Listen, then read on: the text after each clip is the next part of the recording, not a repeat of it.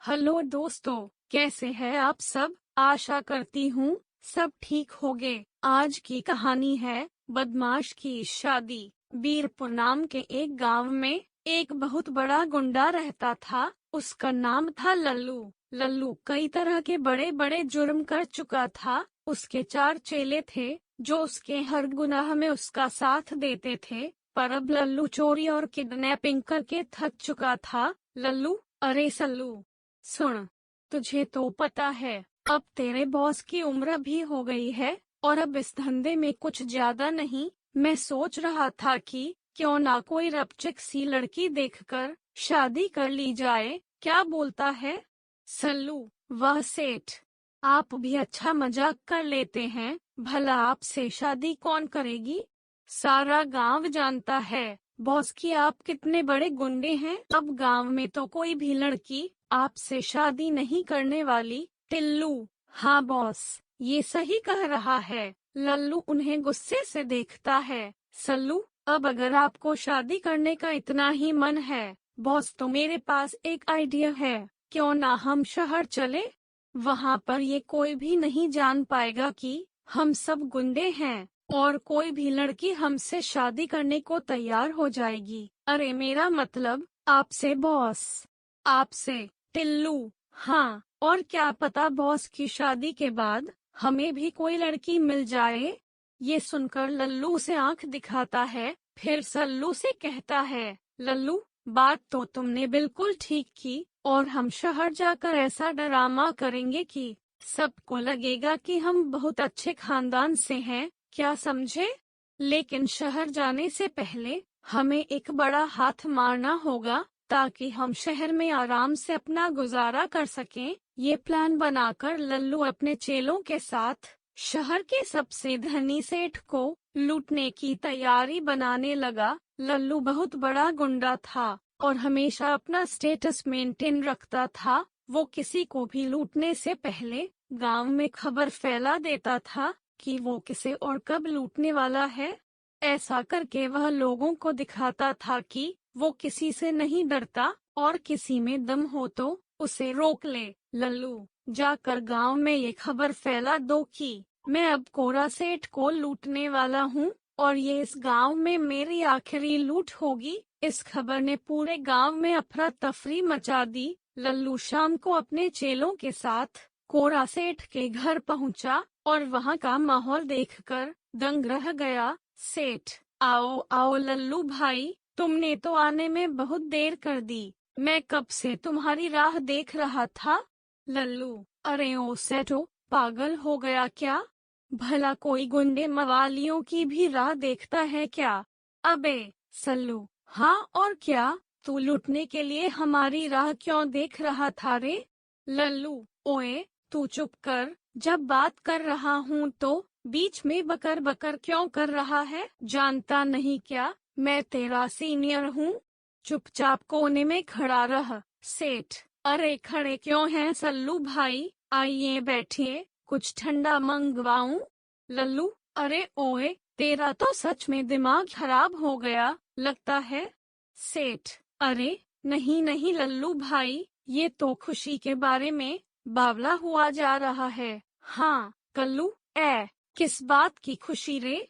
हम तुझे लूटने आ रहे हैं। सेठ, अरे यही तो खुशी की बात है लल्लू भाई। मैं साल भर इतनी मेहनत से पैसे कमाता हूँ और साल खत्म होते ही तुम आते हो और मुझसे सब कुछ लूट कर ले जाते हो। मगर क्योंकि यह तुम्हारी आखिरी लूटपाट है, मैं तुम्हें खुशी खुशी सब कुछ देने को तैयार हूँ। हाँ, मैं तो इस बात से बहुत खुश हूँ कि अब मुझे दोबारा तुम्हारी शक्ल नहीं देखनी पड़ेगी। लल्लू, अजीब पागल आदमी है, लूटने पर खुश हो रहा है। खैर ला, अपना सारा माल इधर कर। फिर लल्लू कोरा सेठ को लूटकर वापस अपने घर चला जाता है। अगले ही दिन लल्लू अपने चेलों को लेकर शहर चला जाता है। गांव वाले भी लल्लू के जाने की खबर सुनकर काफी खुश थे।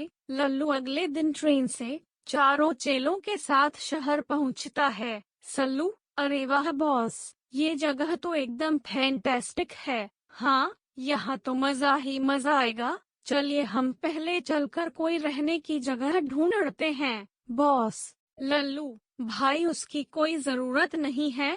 तुम लोगों को शायद पता नहीं है, पर मेरा एक बचपन का खास दोस्त यहाँ रहता है। वो बस हमें लेने को आता ही होगा। तभी लल्लू के बचपन का दोस्त पिंकू उसे लेने स्टेशन पहुँचा। वो सब पिंकू के घर जाते हैं। पिंकू को वो सब कुछ बताता है कि वह लोग सब गलत काम कुछ समय के लिए छोड़कर यहाँ आए हैं और लल्लू अपने लिए लड़की ढूंढ रहा है। पिंकू, इसके लिए हमें थोड़ी सी मेहनत करनी होगी। लल्लू, हाँ हाँ पिंकू, मैं कुछ भी करने को तैयार हूँ, बस तुम मेरे लिए लड़की ढूंढ दो। पिंकू, हाँ तो लल्लू, तुम मेरी बात ध्यान से सुनो। लल्लू और उसके चारों चेले ध्यान से पिंकू की बात सुनते हैं। पिंकू, देखो, मेरी नजर में एक बहुत अच्छी लड़की है। मेरे घर के सामने यह घर है, वहाँ एक लड़की रहती है। उसका नाम सविता है। वो अकेले रहती है और वो एक टीचर है,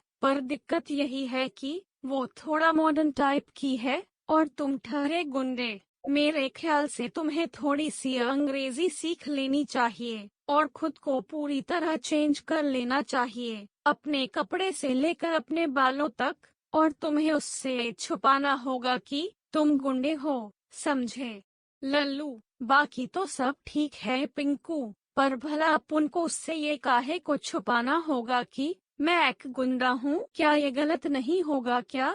पिंकू, अरे यार लल्लू, अगर तुम उसे जाकर ये कहोगे कि तुम गुंडे हो और गांव से आए हो, तब तो शायद वो तुमसे कभी शादी ही नहीं करेगी। समझ नहीं रहे हो तुम? एक बार तुम दोनों की शादी हो जाए, बस फिर उसे बता देना कि ये सब झूठ था, है कि नहीं? लल्लू को ये सब गलत तो लगता है, पर उसके चेलों और पिंकू के बार बार कहने पर वो मान जाता है। अगले दिन लल्लू के चेले उसे लेकर एक बाबा के यहाँ जाते हैं और उसको नए कपड़े खरीद कर देते हैं। शाम को जब लल्लू घर आता है और पिंकू उसे देखता है, लल्लू अपने बाल मॉडर्न स्टाइल में कटा चुका था और उसने शर्ट पैंट पहन रखी थी। पिंकू, अरे वाह लल्लू, ये तो कमाल ही हो गया। जैसा मैंने कहा था, तुमने ठीक वैसा ही किया। अब लग रहा है ना तू गांव का गोरा? अरे, मेरा मतलब है कि शहर के गोरे। हाँ। अगले ही दिन पिंकू एक इंग्लिश ट्यूशन टीचर को घर बुला लेता है और उसे लल्लू को कुछ इंग्लिश के 2-4 बातें सिखाने को जल्द से जल्द बोलता है। टीचर, चलो लल्लू, बताओ, how are you? Lallu, me, no, when, you okay? ये सुनकर वहाँ बैठे पिंकू और लल्लू के बाकी चेले जोर जोर से हंसने लगते हैं। सल्लू, वाह उस्ताद वाह, क्या अंग्रेजी बोली है आपने? वाह, इसको सुनकर तो अंग्रेज भी शर्मा जाएं। हाँ, टिल्लू, अरे उस्ताद, जरा हमें भी सिखा दो अपने जैसी थोड़ी सी अंग्रेजी। लल्लू को बहुत गुस्सा आता है और वो हवा में फायरिंग कर देता है। लल्लू, एक ट्यूशन टीचर तो गोली की आवाज सुनते सिखाएगा, बेहोश हो जाता है। बेहोश हो गया। लल्लू, हो गया तो हो जाए बेहोश, अभी मरा तो नहीं है ना? ये सब मेरा मजाक उड़ा रहे हैं। लल्लू का मजाक? हाँ भाई, किसको अंग्रेजी सीखनी है बे? अभी सिखाता हूँ।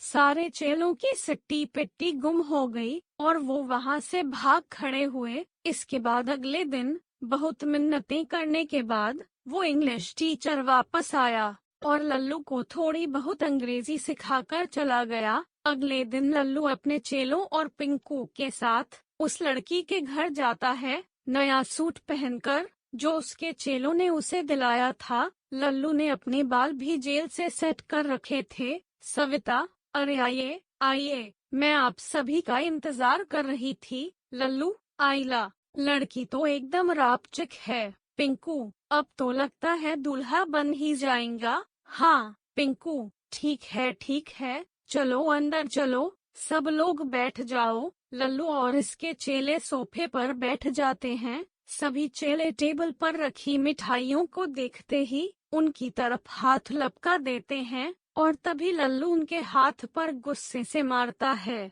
सल्लू, अरे बॉस, हमें तो खाने दीजिए। लल्लू, कम से कम थोड़ी देर सब्र कर बे, कम से कम बात तो पक्की होने दे, बाद में खा लेना जो भी खाना है। तभी सल्लू की नजर वहां रखे फोटो फ्रेम पर पड़ती है, जिसे देखकर उसकी चीख निकल जाती है। सविता के साथ साथ सभी चेले उसकी तरफ हैरानी से देखते हैं। वो चुप हो जाता है और फिर बॉस के कानों में कुछ कहता, अरे बॉस, जरा सामने लगे फोटो फ्रेम को तो देखो। उस फोटो फ्रेम को देखकर लल्लू की तो मानो पैरों तले जमीन ही खिसक जाती है और वो उछलकर खड़ा हो जाता है। सविता, अरे आपको क्या हुआ?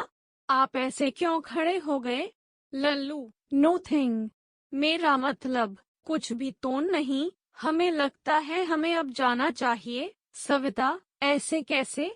अभी तो आप लोग आए ही हैं, कुछ लीजिए ना, पापा आते होंगे। लल्लू, अभी जाने दो, दोबारा आएंगे, माना करो, अभी जाने दो। पिंकू, अरे क्या दोस्त, अभी तो लड़की के पापा को कॉल किया है, बस वो किसी भी वक्त आरेला होगा। लल्लू, अबे ये क्या किया रे तू?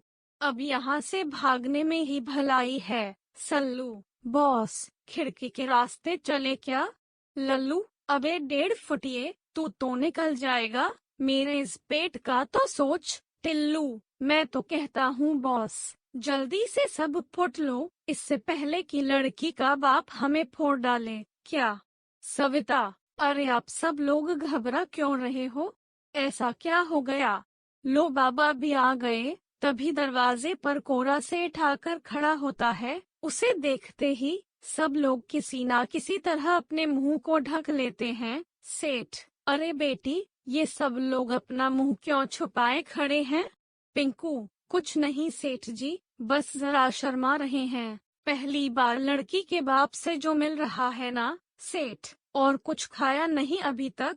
लल्लू, अरे सेठ, हमें यहाँ से जाने दो, मुझे कोई शादी नहीं करनी है। सेठ, है ये आवाज तो जानी पहचानी सी लग रही है। लल्लू, तू और मेरी सविता का रिश्ता माने आया है। लल्लू, अरे नहीं नहीं सेठ, वो अबे चलो लल्लू, अबे कालिया, गोपी अब सब कल्टी मार लो, नहीं तो बहुत पिटोगे। चलो। सेठ, अरे पकड़ो इन्हें, पकड़ो पकड़ो, गुंडे चोर कहीं के।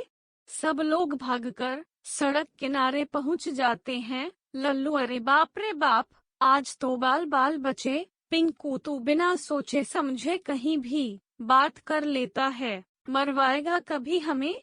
पिंकू, अरे यार है तू, टेंशन नहीं लेने का, अभी मेरे पास एक और रिश्ता है तेरे लिए। लल्लू, एक और रिश्ता? नहीं नहीं। ये सुनकर सब लोग मिलकर पिंकू की धुलाई करना शुरू कर देते हैं। तो दोस्तों, ये थी हमारी आज की कहानी। आपका क्या कहना है इस कहानी के बारे में? कमेंट करके हमें जरूर बताएं। वीडियो को लाइक कर दीजिए और इसी तरह की कहानियाँ लगातार देखने के लिए चैनल को सब्सक्राइब करके घंटी को दबाकर ऑल पर सेट कर लीजिए, ताकि आने वाली वीडियो का नोटिफिकेशन